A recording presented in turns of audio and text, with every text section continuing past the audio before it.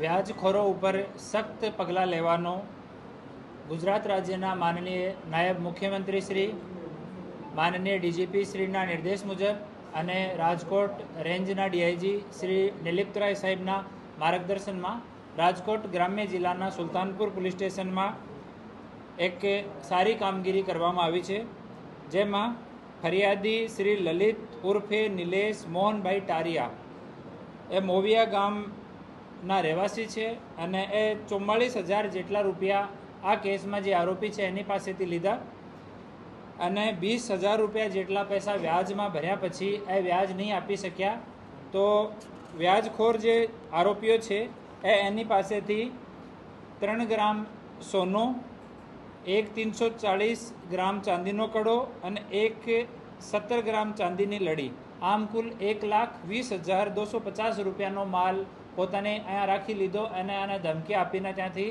બગાડી દીધો. આ ફરિયાદ જ્યારે સુલતાનપુર પોલીસ સ્ટેશનમાં આવી તો સુલતાનપુર પીઆઈ શ્રી જયરાજ ખાચર દ્વારા એનો ગુનો દાખલ કરવામાં આવ્યો. એના આરોપીઓ વિરુદ્ધમાં કાર્યવાહી ચાલુ કરવામાં આવી.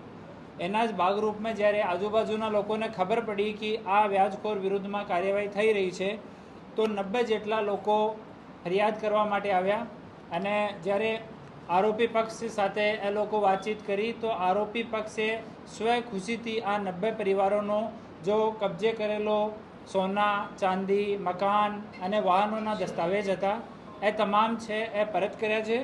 આમાં સોનાની કિંમત કુલ 180.65 ગ્રામ, જેની કિંમત આશરે 27,48,000 છે. ચાંદીના દાગીનાની કિંમત કુલ વજન 19 કિલો 724 ગ્રામ, જેની કિંમત 49,31,000 રૂપિયા છે. અને જમીન, મકાન અને પ્લેટના દસ્તાવેજો અને વાહનોની આરસી, જેની આશરે કિંમત 29 લાખ રૂપિયા છે અને સહી કરેલા કોરા ચેક છે. આમ કુલ 1,79,79,450 રૂપિયા લગભગ કિંમતનો આ મુદ્દામાલ છે, જે આરોપી સ્વખુશીથી જે તમામ ફરિયાદી લોકો આવ્યા હતા એને પરત કર્યો છે. આ ગુનાનો જો 1,20,000 રૂપિયાનો જો મુદ્દામાલ છે એ ગુનાના કામમાં કબજે કરવામાં આવ્યો છે. નામદાર કોર્ટની મંજૂરી લઈને એને પરત કરવાની કાર્યવાહી આગળ કરવામાં આવશે અને બાકીનો 1,05,00,000થી વધારાનો જે મુદ્દામાલ છે એને આજે આ પરત કરવામાં આવે છે. આ કેસમાં રેન્જ આઈજી સાહેબનો સતત માર્ગદર્શન રહેલ અને આ મુદ્દામાલ સારી રીતે ફરિયાદીઓને પરત મળે એના માટે રેન્જ આઈજી સાહેબ, ડીજીપી સાહેબનો નિરંતર માર્ગદર્શન મળેલ. આમાં બંને આરોપીઓ સોહિલ રફીકભાઈ બાબુભાઈ સલાટ વાસાવડ ગામના છે. બીજા આરોપી ઇરફાનભાઈ રફીકભાઈ ઉર્ફે બાબુભાઈ સલાટ એ વાસાવડ ગામના છે. બંને આરોપીઓ વિરુદ્ધમાં કાર્યવાહી કરવામાં આવી છે. આમાંથી સોહિલ વિરુદ્ધમાં અગાઉના 3 ગુના છે, એ બીજે કલમોમાં છે, વ્યાજખોરીના ગુના નથી. હાલ સુધીમાં રાજકોટ ગ્રામ્ય જિલ્લામાં 2026માં 62 વ્યાજખોરો વિરુદ્ધમાં 62 FIR દાખલ કરવામાં આવી છે, જેમાં 125 જેટલા આરોપીઓ વિરુદ્ધમાં કાર્યવાહી કરવામાં આવી છે. હું આપ મીડિયાના મિત્રોના માધ્યમથી તમામ જાહેર જનતાને અપીલ કરું છું કે કોઈ પણ માણસ વ્યાજખોરીથી પીડિત હોય, વ્યાજખોર કેવો પણ માણસ હોય, તમને કેટલો પ્રભાવશાળી લાગતો હોય, બિલકુલ બી ઝીઝક કર્યા વગર તમે નજીકના પોલીસ સ્ટેશનમાં, ડીવાયએસપી કચેરીમાં, એએસપીની કચેરીમાં, મારી કચેરીમાં આવીને સંપર્ક કરો. 100% અમે લોકો આપની મદદ કરવાના છીએ.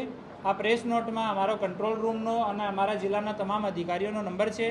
આમાં તમારે જે વ્યાજખોરીથી પીડિત છો તો રાજકોટ ગ્રામ્ય જિલ્લા માટે આ નંબર ઉપર સંપર્ક કરવા માટે વિનંતી છે. આમાં લગભગ 5 વર્ષ જેટલા અલગ અલગ ફરિયાદી આવ્યા છે છેલ્લા 5 વર્ષના, અને આની 3% લઈને 10% સુધીનો આની વ્યાજદર હતી. એની પાસે કોઈ વ્યાજનો લાયસન્સ નથી. આ મુદ્દામાં જ્યારે ફરિયાદ આવી પછી પૂછપરછ કરવા ચાલુ થયા તો જો અલગ અલગ ફરિયાદી આવ્યા, આરોપીઓને પૂછપરછ કરી તો આરોપી અને એનો પરિવાર છેલ્લા 2 દિવસમાં રેડી થઈ ગયા કે ભાઈ અમારે પરત કરવાનું છે, અને ફરિયાદી પણ એનાથી સંતુષ્ટ હતા કે અમારે આગળ કાનૂની કાર્યવાહીમાં નહીં જવાનું, અને પરત કરી દે તો અમે લોકો સંતુષ્ટ છીએ. હાલ કોઈ બીજો વ્યક્તિ નથી મળ્યો. આરોપીના ફાધર પહેલાં આવો જ કામ કરતા હતા વ્યાજનો, પરંતુ હાલ એની માનસિક સ્થિતિ જો છે એ સ્ટેબલ નથી, તો એ આરોપી 2 ભાઈઓ છે એ બંને વ્યાજના બધા લોકો વ્યાજવાળા છે અને ગીરવી મૂકેલો બધો સામાન છે ગીરવી મૂકેલો છે. એક આરોપીનો ગુનાહિત ઇતિહાસ છે, 3 ગુના છે.